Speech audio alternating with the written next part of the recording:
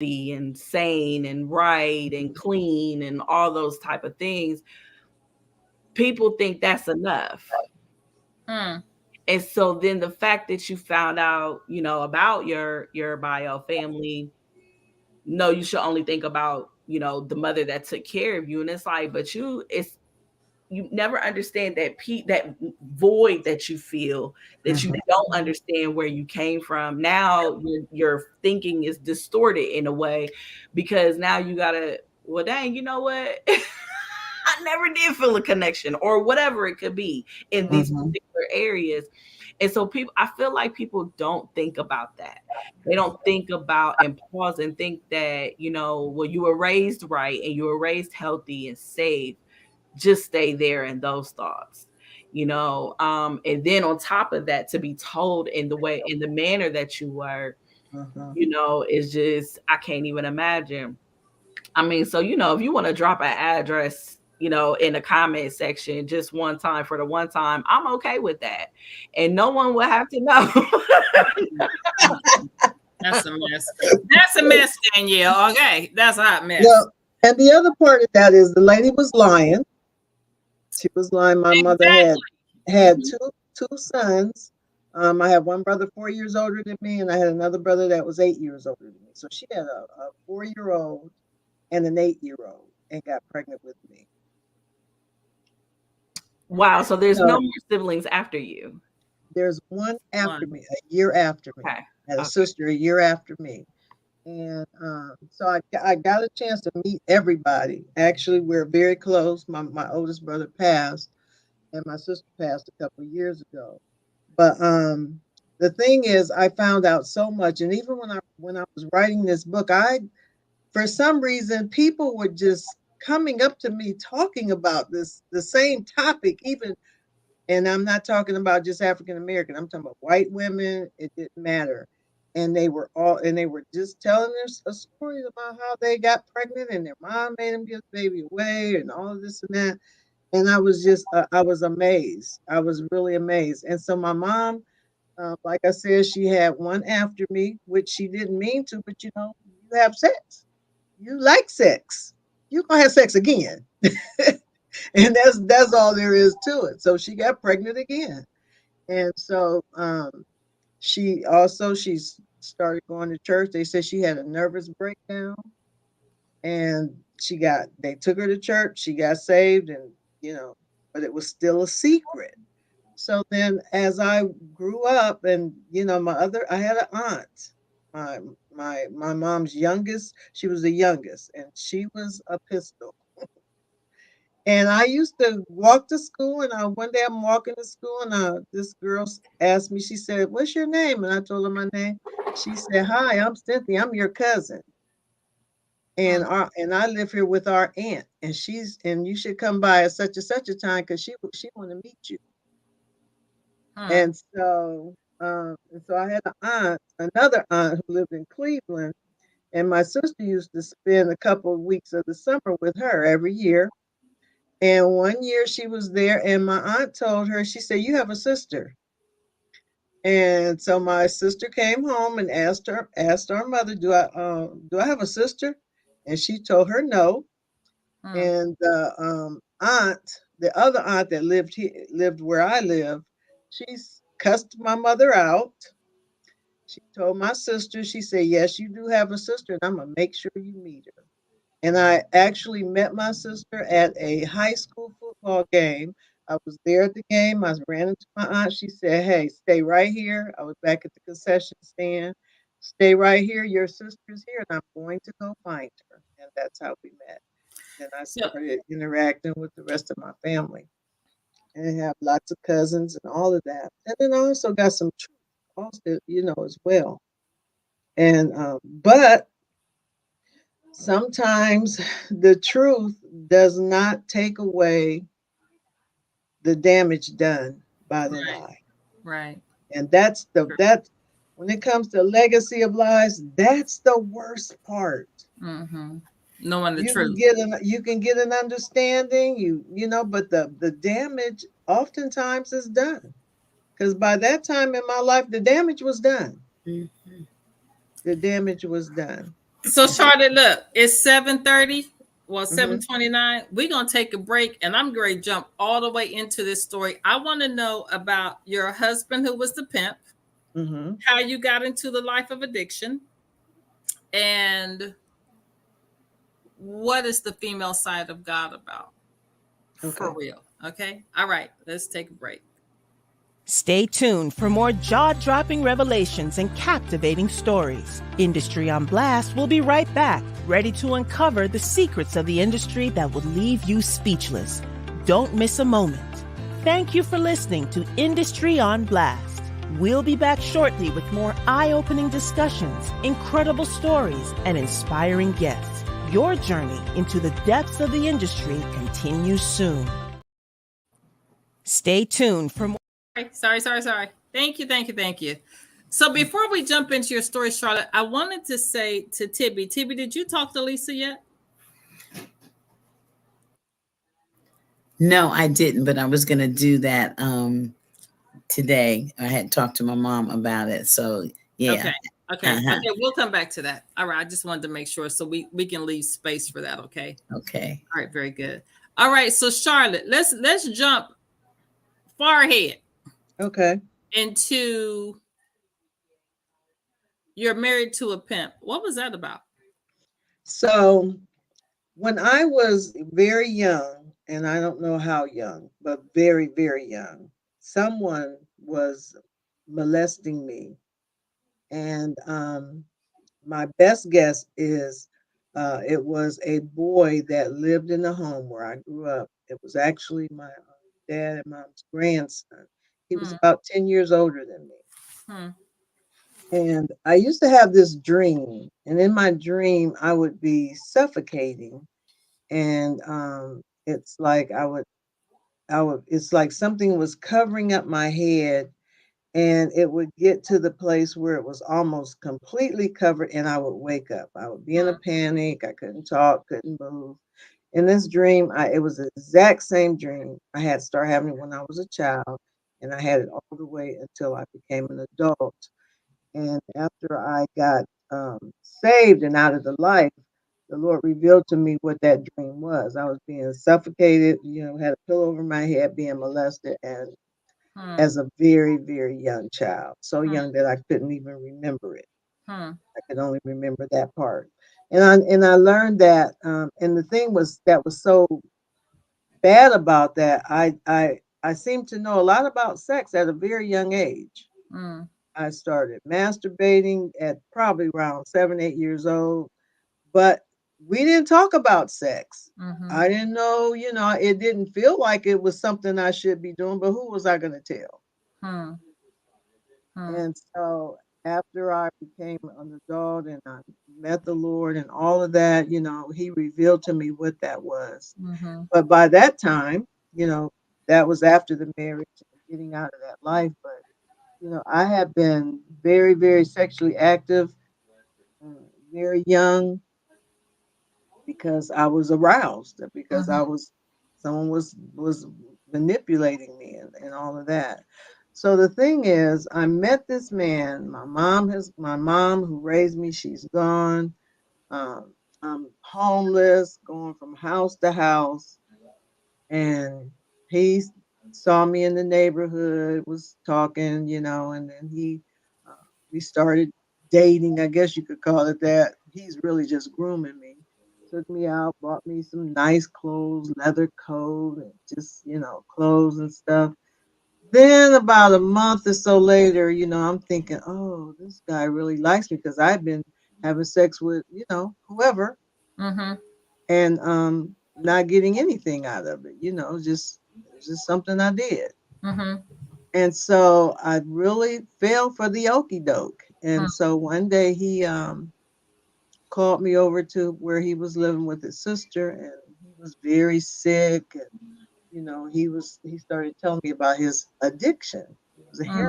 He was a heroin addict, and how he was sick and he needed money and this, that, and the other. So, I had a little money, I gave it to him. And then after that, he called me one day and I knew it was gonna happen. I don't know how I knew, but I did, and I didn't care because I was at a place in my life I didn't care about anything anymore. But you No, knew what was going to happen. I knew he was going to ask me to get on the street. Okay. Okay. Okay, Mm-hmm. because by then I found out he had done that with some other women. Hmm. Okay, And and how old were you then? I was I was I was between 18 and 19. Mm-hmm. Mm-hmm. Yeah, yeah. And so when that day came, he said what he said. He said, "Hey, I want you to put on those clothes I bought you and come down here, to this particular bar, and he said, you've been giving it away for free. You might as well get paid for it." How many And been told that before, for real? How many of y'all been told that before? I have. I definitely was told that. I said to myself, yeah, that's true Yeah. Yeah. as well. And I did. Okay.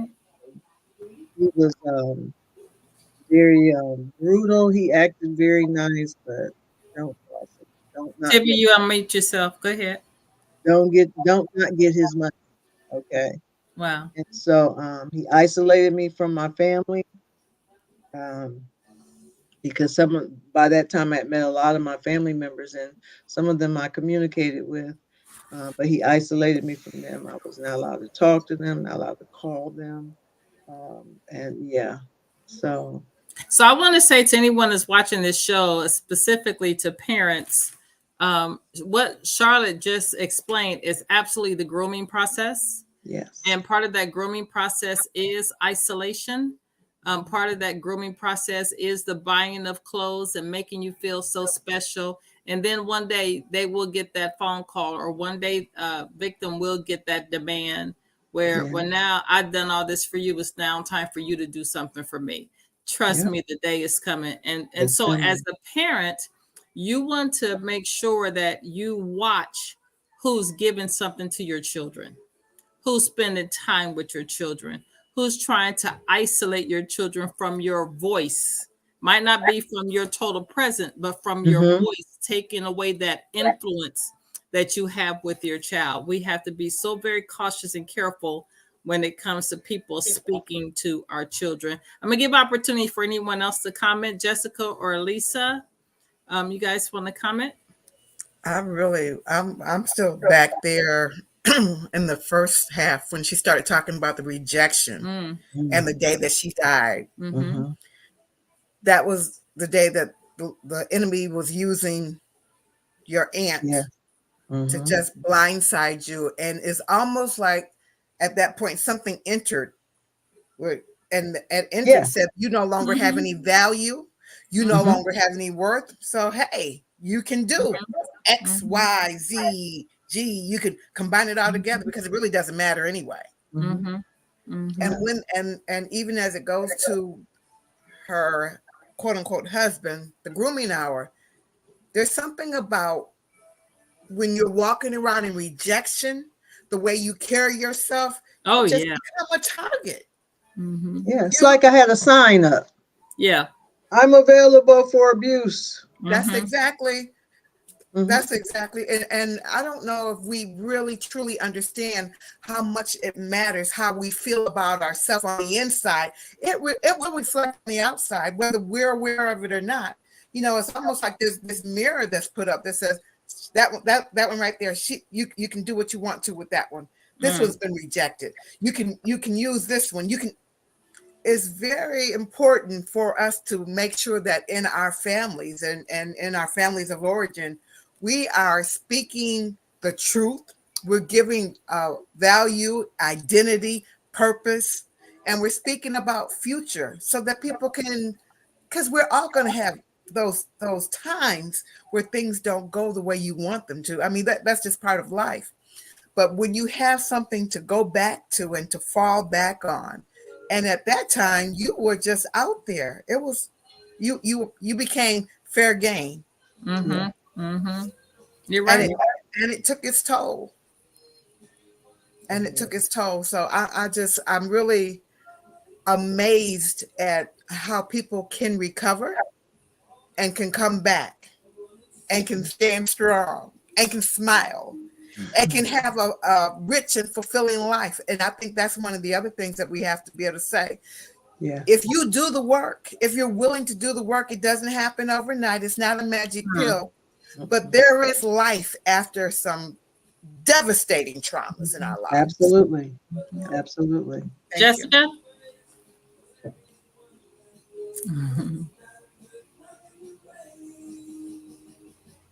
There you go. I'm sorry, can you guys hear me? Yes. Charlotte, I am so excited and humbled to meet you. Your story would have broken so many women. You meet so many people that are on the streets on drugs because of a story similar to this, and they just can't get over it. I'm just so, just to hear you and just how calm you are, you're in your right mind. Come on. I mean, you are the epitome of God's grace on display. God's grace. And I'm telling you, even, you know, I don't want to get back at anybody. I want to see how you are putting a black eye to the kingdom of darkness just by telling your testimony, because the Bible says we overcome Yes. by the blood of the Lamb and the word of our testimony. You are setting the captives free. That if you came out, I could come out. Come on. We could come out.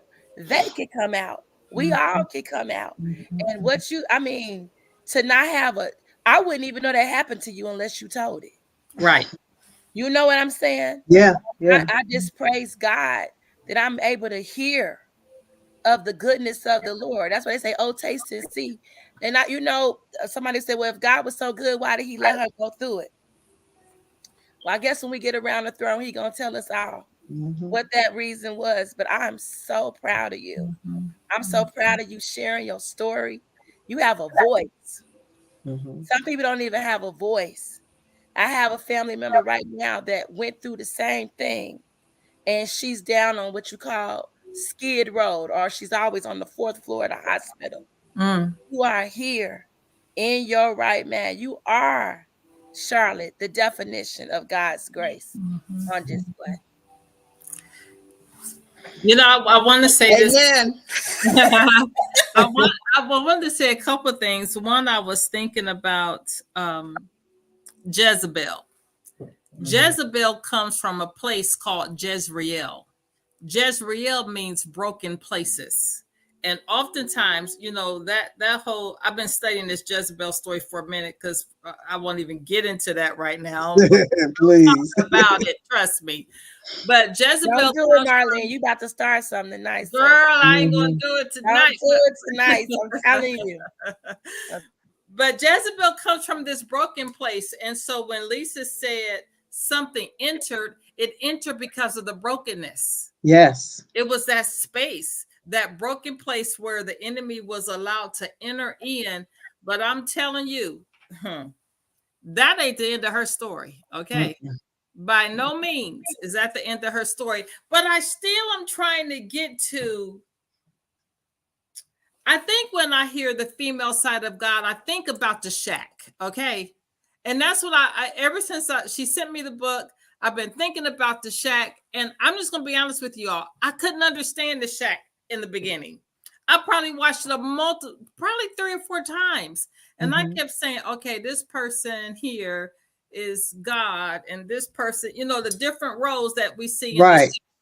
But when I look at the glimpse of Charlotte's life that I have been allowed to see, you talking about grace. Yes. You talking about resilience. You talking about mercy. You talking about the love of God that really just envelops a person. I met Charlotte in a state training about, was it 2 or 3 years ago, Charlotte? I don't know now, 2 or 3. It was 2 or 3 years ago. And so in my class, at the end of the class, I asked, what was their biggest regret? What was the class's regret? And Charlotte's response was, my God. Her response was, I felt like I'm too old and I waited too late to be able to do what God has called me to do. And so as I see Charlotte now, When I tell you redemption has happened, when I tell you restoration has happened, all of those things that you all just heard about, we are watching the manifestation of the mercies of God in somebody's life. Because can I just tell the story, Charlotte? Because look, can I just tell the story, please? Let me just tell the story. Can I tell it? What story you about to tell? Let me just say this. Well, I'm gonna tell the story, y'all. Okay. So what she didn't say was, so Charlotte was a heroin addict.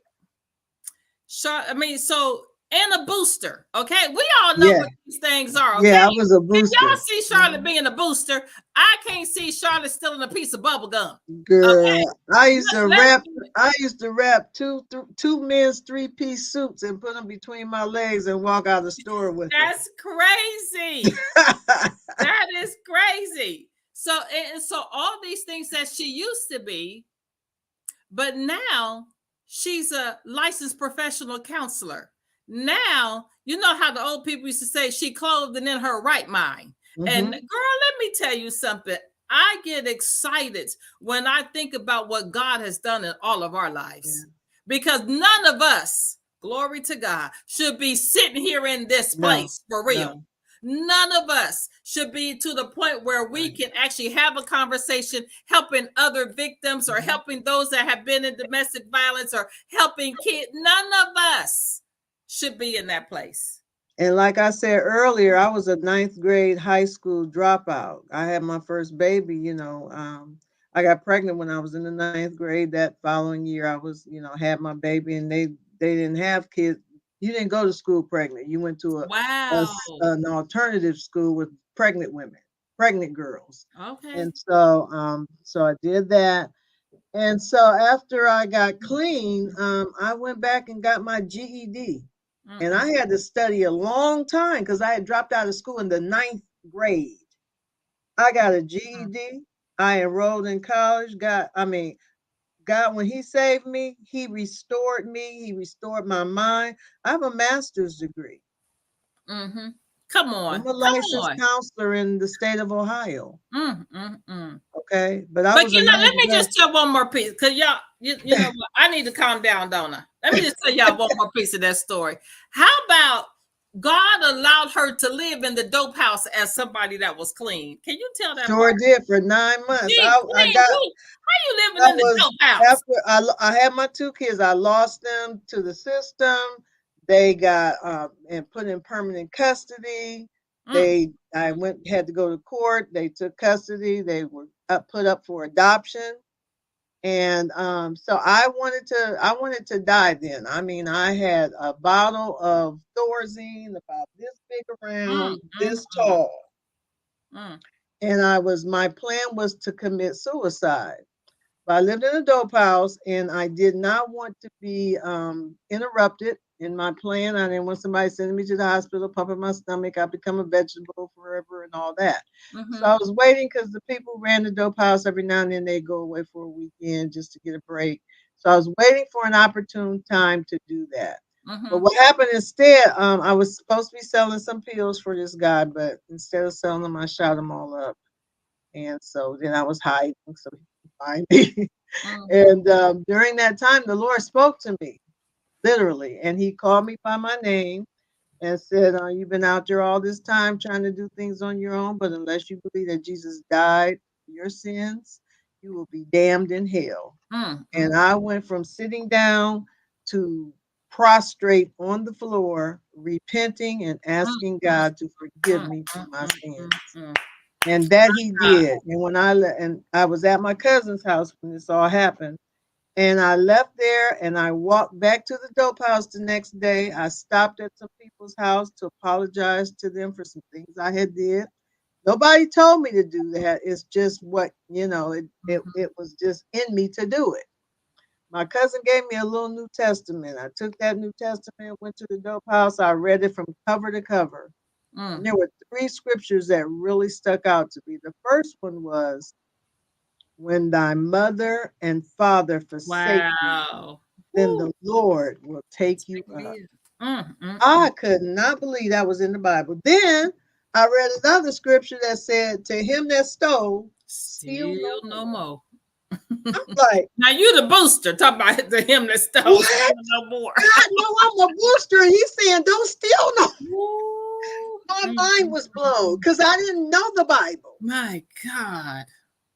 My and I'm up here God. reading these scriptures that, excuse me, Hallelujah. that were specific to my situation. Mhm, mhm. So you couldn't tell me anything about God after that, Glory to God. because I believe whatever the Bible said.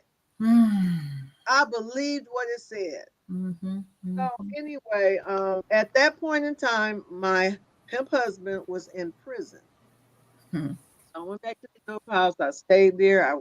I didn't get high. I mean, nobody would give me like a crumb of drugs before that. But as soon as that happened, everybody was offering me drugs, and I stayed strong about 9 months. I went to church, and the church I went to, was not very friendly. So I walked there like way across town and walked home, and people would say hi and kind of get away from me because I did what I did right in the town Mm, I grew up in.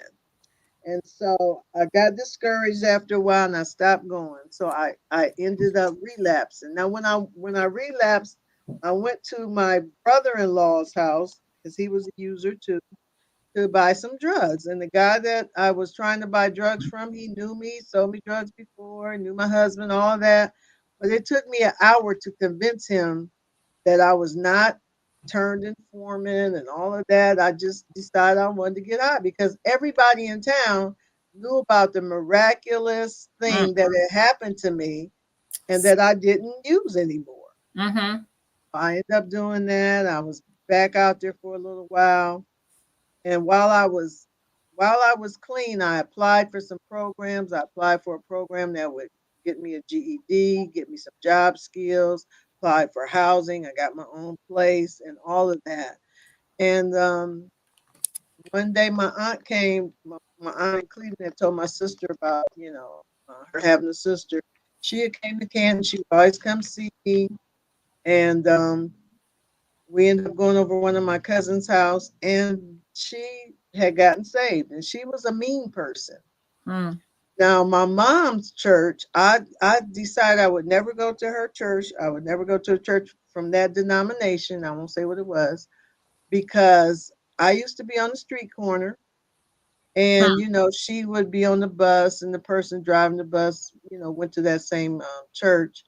And if they could have killed me with their eyes, Mm. and I know my mom was embarrassed and all of that, but I'm still, Right.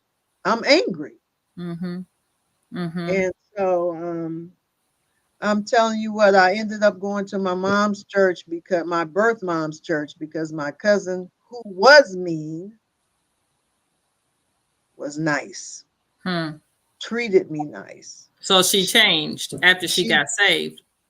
she was saved, and she was saved so much so that I knew that if she could go somewhere and get saved and be nice like that, that was a church I would be interested in. And so Charlotte, you said something. I want to just kind of, hey, Elle, how you doing, girl? That's my girl, Elle, that just signed on.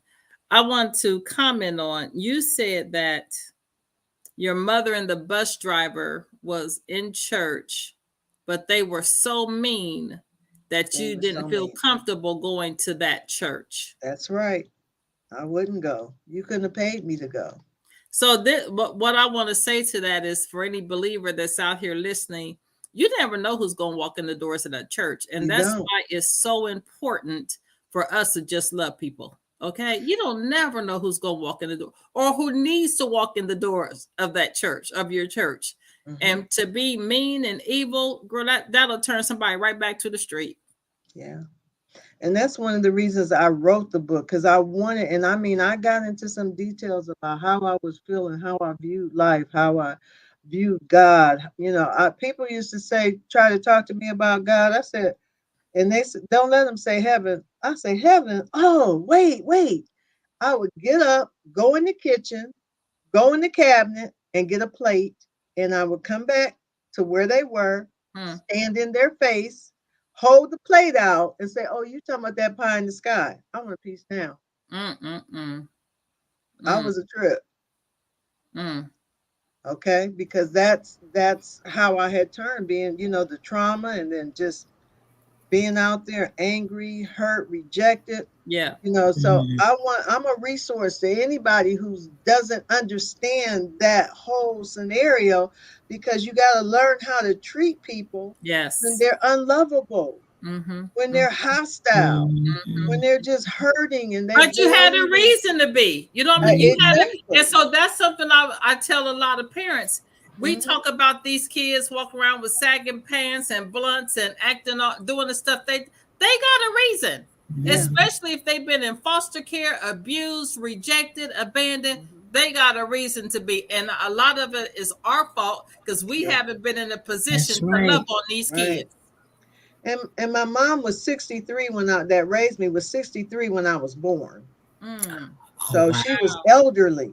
Yeah. And so, she got sick. And so I ended up, I was 17 with a almost 2-year-old and pregnant in foster care. Wow.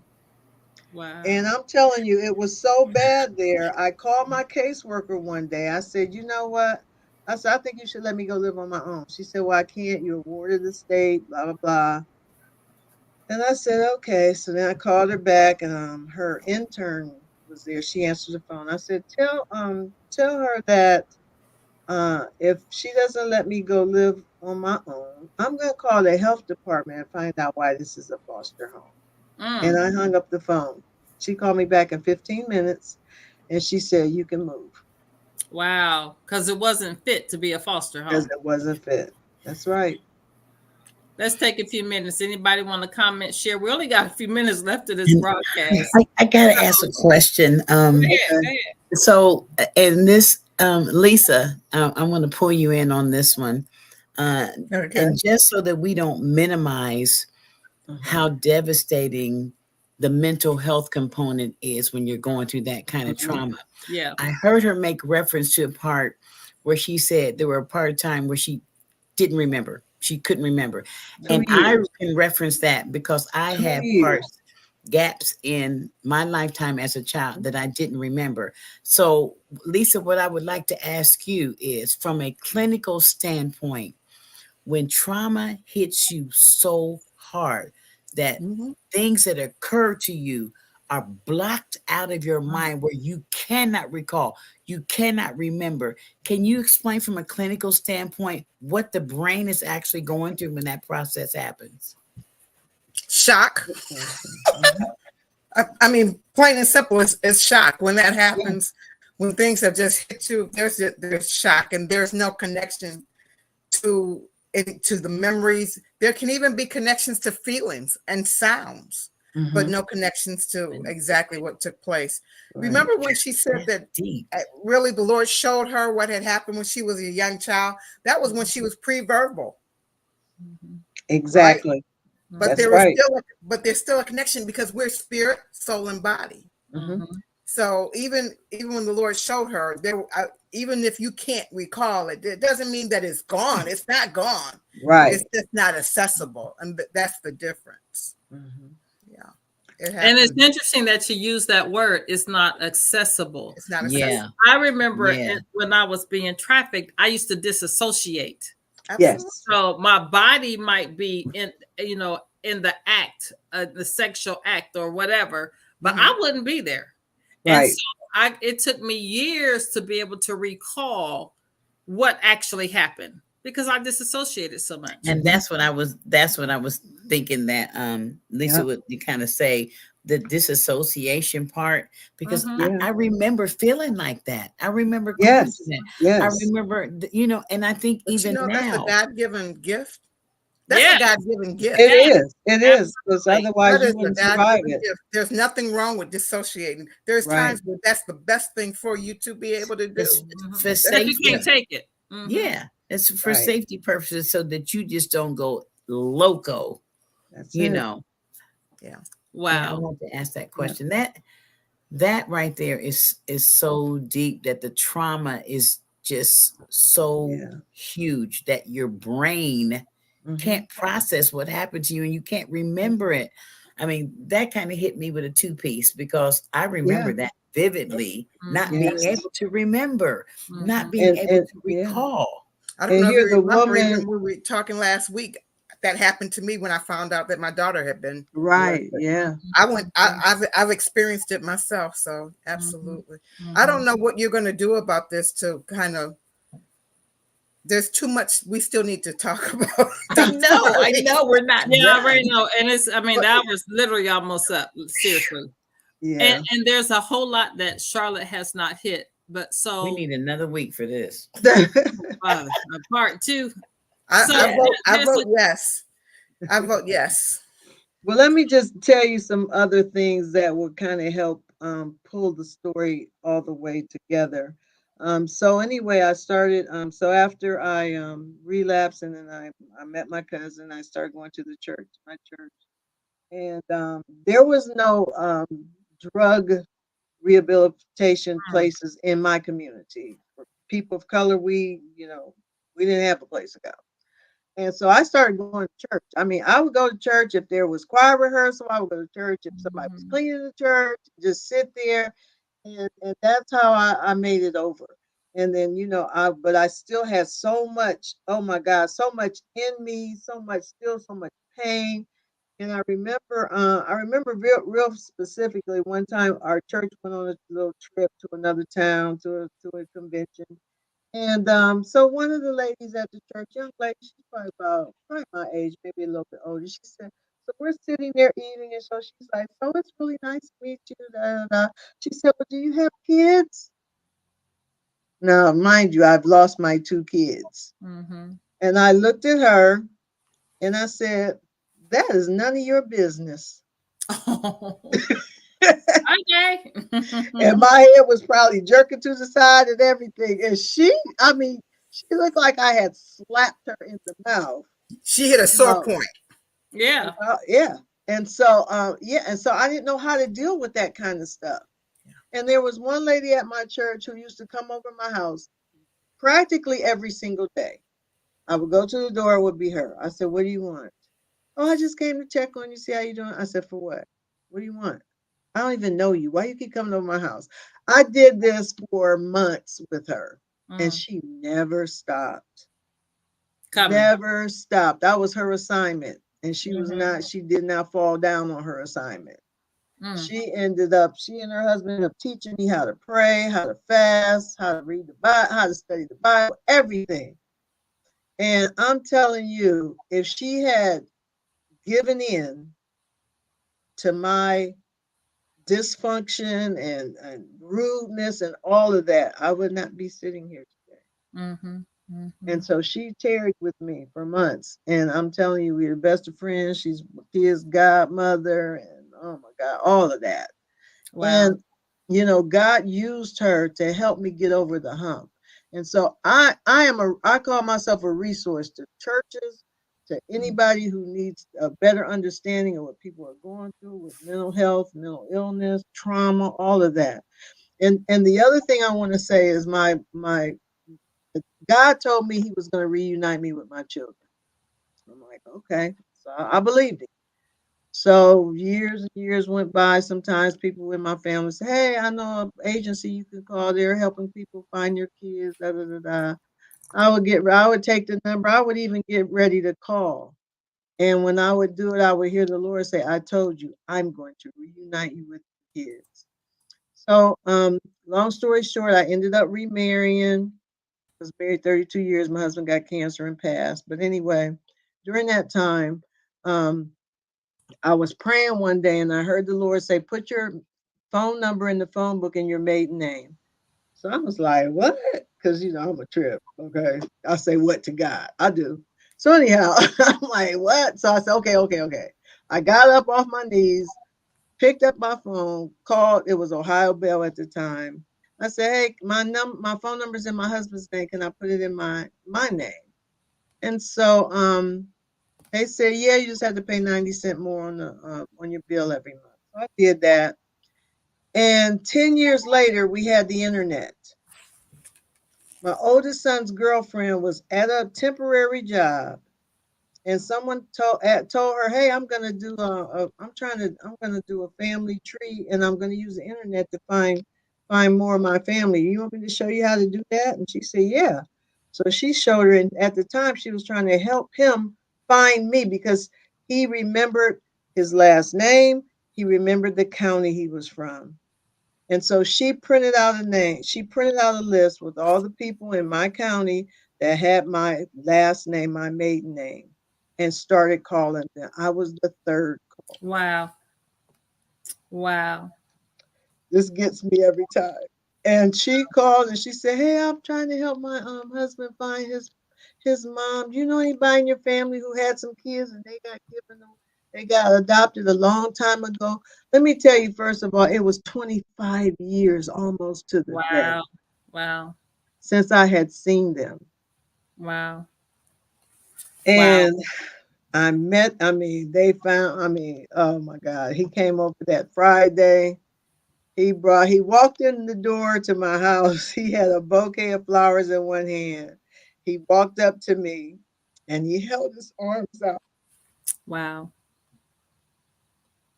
and took me in his arms. He had brought yearbooks, he brought newspaper clippings, because the one thing that their caseworker did, she petitioned the judge when we went to court that final time that he make sure that the kids stayed together.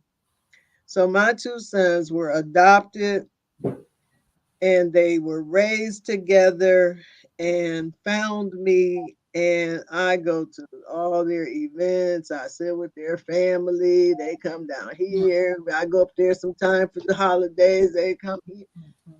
You just would not believe it. I mean, God, My God. he is so loving and so kind. He has a tender heart. Don't mess with him though. But I'm telling you, the female side of God has a tender heart and so much love, so much grace, so much mercy. And I'll tell you what, I will shout it on the mountaintops. And Yes. I'm telling you, as people of God, we have to be patient and kind with people who are going through. Learn how to love them in spite of how they act, how they look, how they smell, how they talk. Because I used to cuss so much, every word coming out of my mouth was a cuss word. When I got saved, I had a bottle. They told me about the blessed store. I said, I need a bottle of that. And I got me a bottle. I used to anoint my tongue every day before I left out my house.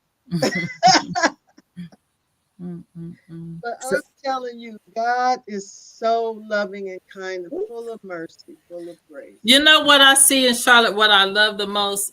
God has really not changed her personality. She's still a thug, y'all. That's true. Trust and believe. She's still a thug, okay? She just ain't boosted and all that no more, okay? But I just love it because God does not change your personality. So sometimes we see in our youth, or we see people have gone through things in life, and the church wants to put you in a box and say it has to be A, B, C, and D. Well, no, it really don't.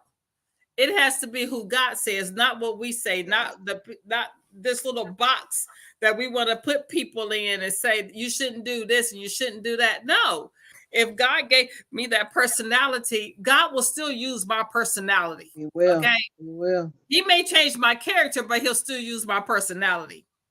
And so I think that we need to let God be God and let's leave people alone. How about that? And we just love people like we're supposed to. Okay, I'm gonna be quiet. Go ahead, y'all. Any comments? We getting off here in about 10 minutes, y'all. I'm just in love with her story. I'm just in love with the fact that she's speaking it. And I really don't know if even today, Charlotte, to be quite frank with you, because you've never shared any of that as many times as we've been together. I really don't know to this day if you understand the impact that your story has, can have, and will have.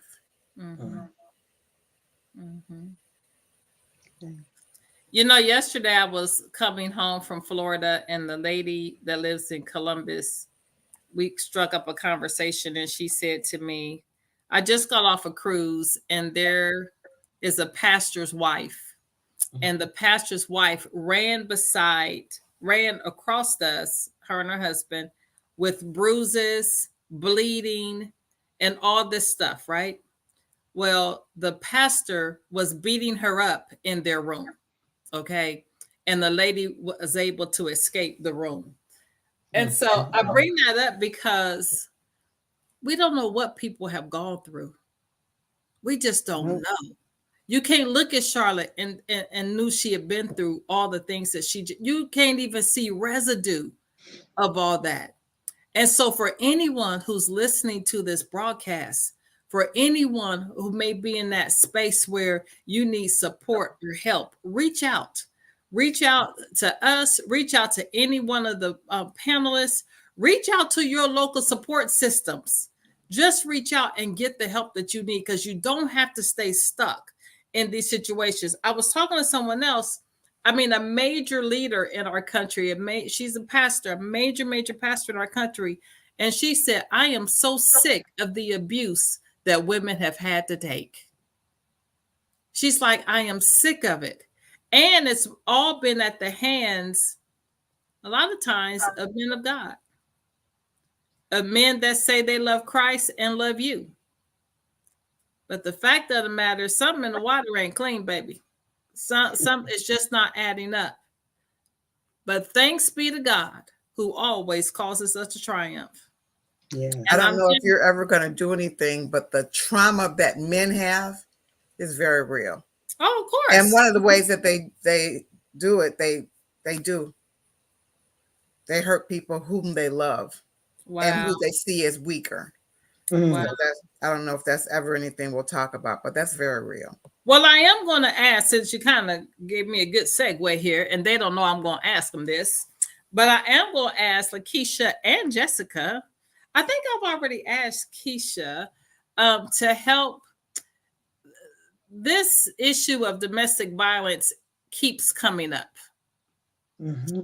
And I think that we definitely need to talk about domestic violence.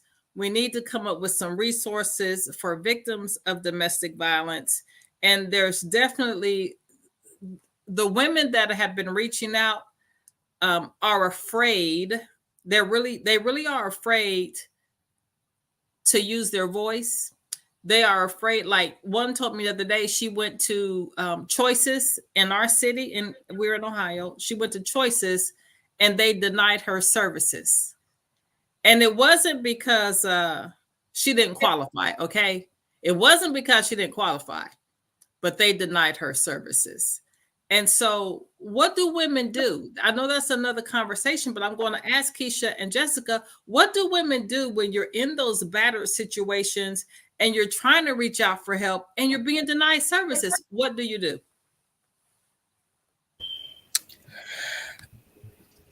I really want to think that she's not being denied services. A lot of these systems out here are, what's the word I want to use? They're already hanging on by a tad bit too, because the problem is so big now. You know what I mean? With domestic violence, the shelters are full, the transitional housing is full. And I'm not, because now it's like, well, let me just give you the resources. But what do you do when all of the resources are exhausted? Right. Mm-hmm. So I'm not trying to make excuse like, hey, what's going on with you is not real. But I have to also be honest. Yeah. A lot of these places are exhausted.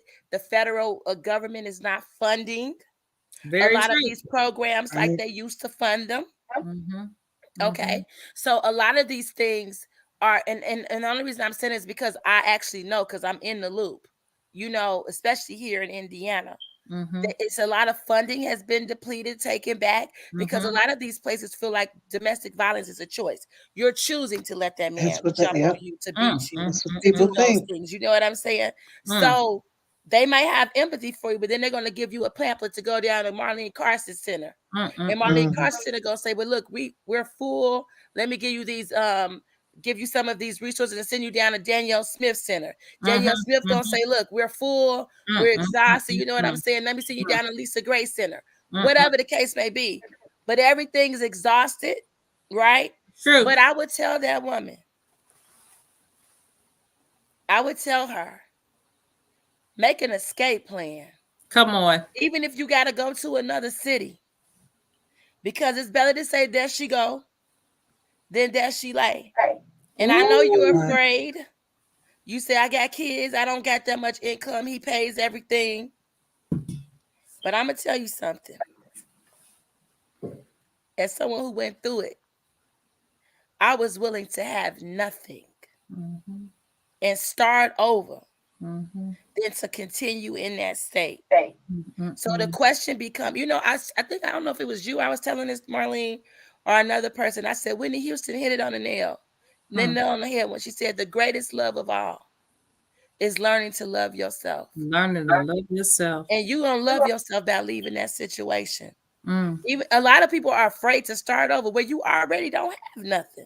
You don't have peace. Right. You don't have no money. It's all about perception. What are you seeing? How do you see this situation? You don't see yourself ever getting a GED. You don't see yourself ever, even if you got to live in public housing. I'd have the cleanest public housing there is.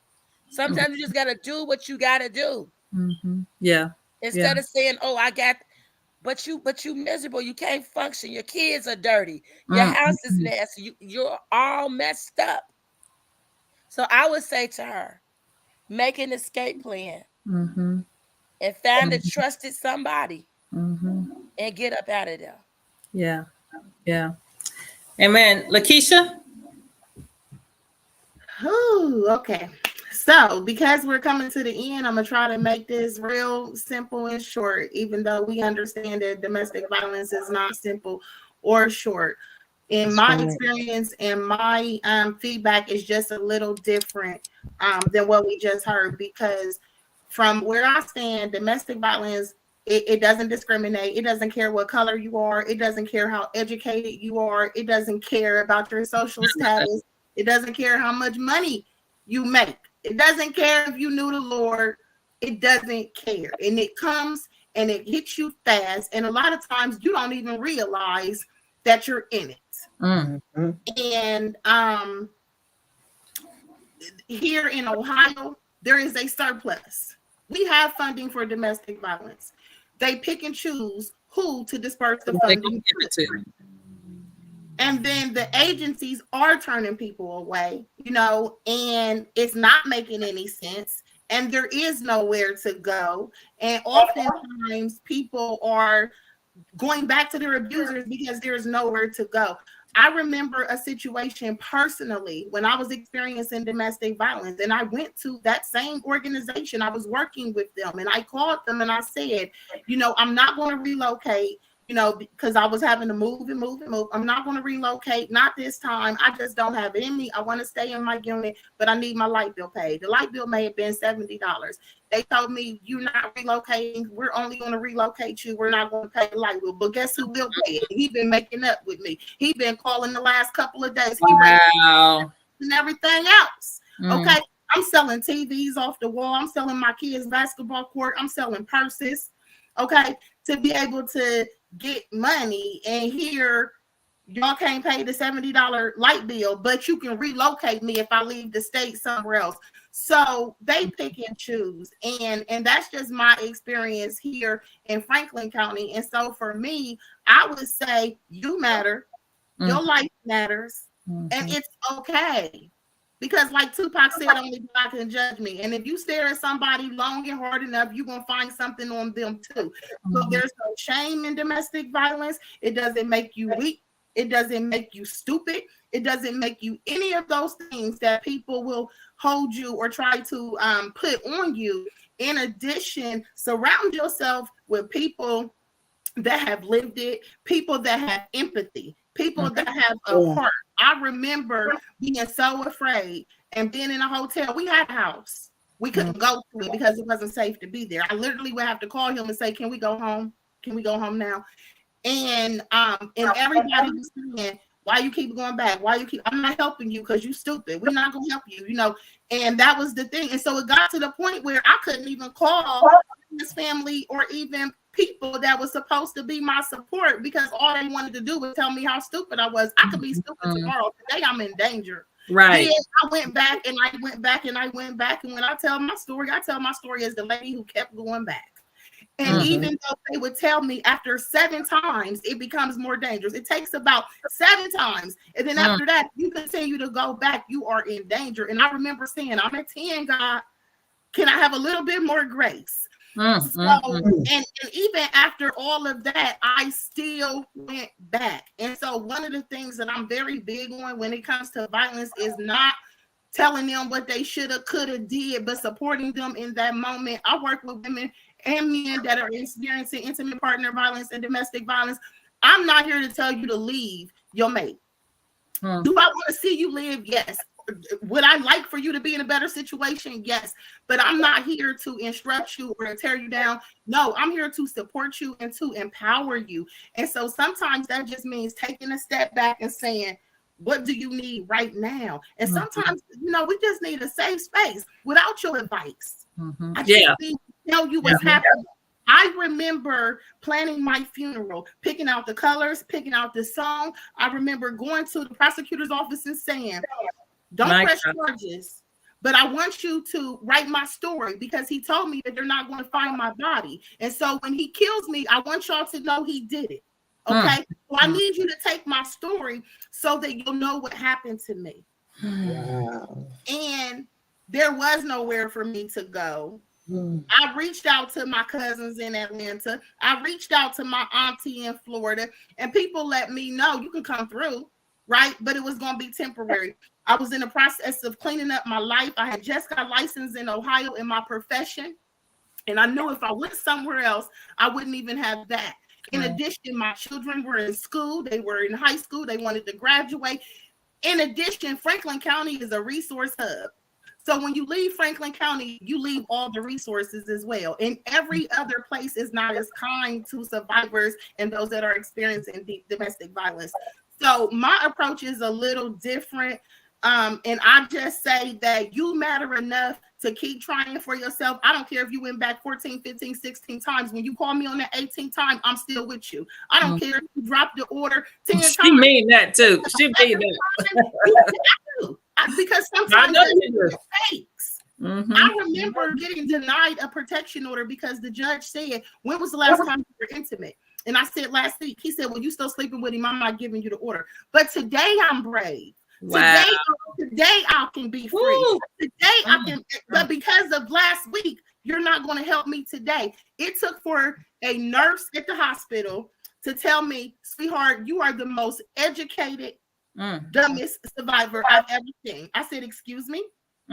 He said, this is a trauma bond. And he educated me on what a trauma bond was. And I was like, I started looking it up. Oh, this is a trauma bond. And then the next time he rearranged my face, and I had a traumatic brain injury, and I was running around telling people I was getting into car accidents because the car accident was the only way I could explain the injury and get people out my face. So that was my lie, right? And it took for a police officer to say, it's not your choice. Today I'm pressing charges and it's not your choice. Right. Yeah. And so, I mean, sometimes people just don't have it in them. I guess that's my point. Sometimes we just need you to love a little longer, hold our hands a little longer, because look at me, y'all. Everybody thought it was 10 plus years and everybody thought I wasn't going to be free. And I just knew he was going to kill me. But look at me like Celie, I'm here. Yes. Come on. Come on, Celie. Yeah. So, I mean, you just got to love on people just a little bit. And I feel like that's been the theme of tonight, because we never know when it's going to be us. Yes. Yes. Yes. Wow. Wow. Wow. That was awesome. Here we grow again. Look, here we grow again. And to anyone that is watching, we have a comment. Lauren says, I wrote a book called Left Alive about a family member who survived domestic violence. She was shot in the brain, laid on the floor for 8 hours bleeding, and still survived by God's grace. Yeah. My God. Left Alive. You can also find that on Amazon if anyone is interested. But Charlotte, I want to thank you for sharing your story tonight. I do feel like there needs to be a part 2. I really do. Seriously, I do feel, because I know so much of your story. I feel like there needs to be a part 2. We'll see where it goes. Okay. But I want to give just about 5 minutes. It's 8:24, Debbie. Okay. It's 8:24. I want to give about 5 minutes for Tibby to speak to Lisa. Can everybody else mute for me, please? So Lisa, I had been meaning to call you to tell you, and I mentioned it to Marlene, that after last week's show, my mom was in the other room watching. And so 40 years has passed since my abuse. And she had been reaching out, searching to talk to a mother who could relate to what she went through. She searched intensely because she wanted to talk to another mother to see if they felt like she felt, to see if their thought process was there, to see if they felt the same guilt, the same shame. And when she heard your story, that was a breakthrough for her. It was amazing. We talked about it after the show, and she was so touched. She said, I got to talk to Lisa. I want to talk to Lisa more. I want to speak to her more in depth. But she had questions, but a lot of her questions got answered. And thank you so much. That meant so much to my mother. For 40 years to go by, and you got this feeling inside of you, you know, and you're searching and wanting answers to how you felt inside, what that personal journey was like. I didn't even know until she told me. She hadn't even told me how in depth that touched her, not being able to relate to someone who went through that. And I know that there's mothers all over the country, but this 40 years of time that went by, wow, she never got to talk to anybody. So I want to thank you so much. Ain't that good? Did so much for my mother. It was healthy for her. I mean, you know, in so many respects, you know, I think that it renewed her faith, you know, and it just wanted, I mean, my mom is 85 years old. To wait that long to get those questions answered, y'all, that's huge. And I had to go in the room and cry. I didn't even want her to let me see my tears. I was like, oh my God, all these years she's been going through this in her brain, in her mind, wondering, do other mothers feel like this? Are they feeling this pain? Are they feeling the guilt? Are they feeling the shame? And you answered so many of her questions. Girl, my hat's off to you. I love you so much. Yeah. What a blessing. Thank God. Tell Mama, you know how to get in contact with me. And she's going to. I love it. I think that's so important. That's what this, see, that's why what we're doing right now. Yeah. That's why this is so important. Yeah. Yeah. Because you don't know what somebody's going through. You don't know what's happening inside their mind and how they have unanswered questions that need to be answered. And, you know, I've had people come to me and ask me, what y'all gonna talk about next week? Well, you know, because they are engaged into what is going on in this platform. This has touched people's lives and made them think. Yeah, I've gotten text messages, some phone calls like, what are y'all talking? This helped me so much, you know, and they didn't put it in the chat, but they were touched to the point where, you know, they made a call, they made a text to me. This is good stuff right here. I'm there's sorry something that about being transparent. Over. There's something about being transparent with, and I think it's just a God-given gift, but there's something about being transparent with our struggles, with our losses, because we've all had losses, but we also have had recoveries. And that's what gives people hope. And it's so interesting because you were talking about when you went to the church. I can't tell you the number of testimonies I've heard where people say, well, I went to the church, but their nose up to me. And it's so amazing to me that people look and say, they think that where you are today is where you always were. Baby, this has been a long time coming. Through many tears, through many floor sessions. Lord, but the Lord, you know, he keeps working with us. He keeps working with us. When I was in Florida last week, I ran into someone and she said, I've been watching your show. I'm like, you have? What? I was in Florida. She said, yep, I watch every week. She was telling me what y'all was talking about and everything. I was like, that's crazy. I had no idea. So ladies, it's 8:30. I want to thank you all tonight. Charlotte, thank you so much. I'm not going to ask for final comments because we're going to be on here for another 30 minutes. So I'm not going to do it tonight. But I do want to say thank you all. And like Lisa and Charlotte was saying, you don't know how you're touching somebody's life. You don't know who you just gave hope to. I love hearing Keisha speak. I think you are a very powerful speaker, girl. We got to get you on some different platforms because I really do think you are a very powerful, educated, knowledgeable speaker. And I think that your heart of empathy and compassion will transcend between some bitterness. It'll just break down some walls. So yeah, we're going to have to talk about that a little bit. But thank you again, all of you all. We have one more show, which is next Friday. We're going to hear from Keisha. She's going to talk about her story. Wow. I love you all. I love you all. This show is getting ready to end. So peace. All right. Let me turn on. Hold on. I got to find it. Y'all know I don't want to go, right? But I'm going to go. So I don't be sitting up here crying with y'all. All right. Good night.